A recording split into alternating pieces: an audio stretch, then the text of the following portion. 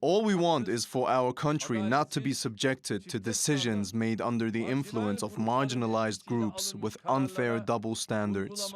As a country that holds its independence and future above all else, if this position is respected, we are willing to talk to everyone, negotiate, agree, cooperate, act together. I believe that in the meeting we agreed with President Biden last June, we will open the doors of a new era by evaluating all these issues face to face. Of course, I would like to remind Mr. Biden that we are not strangers to each other, but we had different relationships.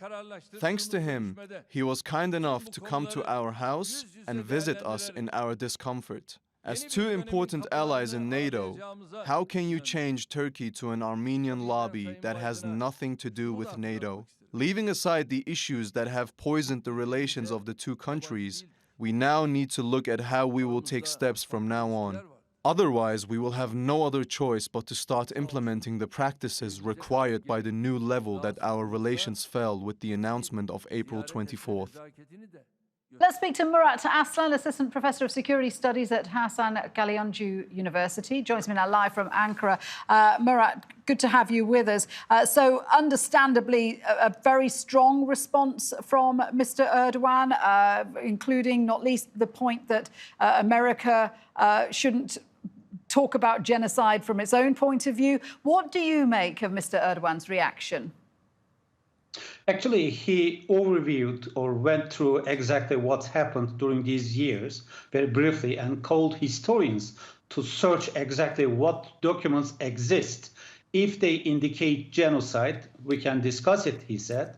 And he's open for any type of investigation. And it's an honest call. That's what I see. The second issue, I think it's about what happened during these years, because we mostly focus on 1915 as a starting point, but it's a process that we must have a post-structural reading, not a realist perception based on interests. And that's what he indicates, because if politicians handle this issue, then an interest-based approach, either to have more votes or have some more power in power politics, will drive the overall history, and that's not fair.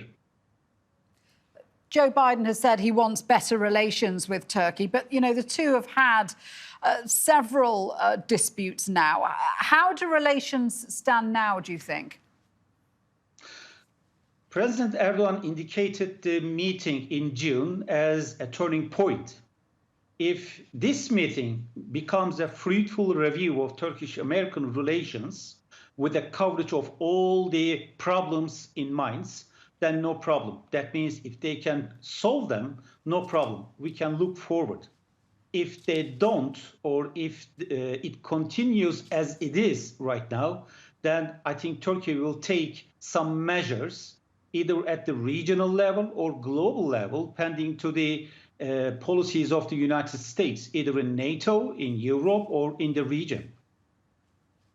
Murat, good to get your analysis there. Thank you very much indeed. Murat Aslan there.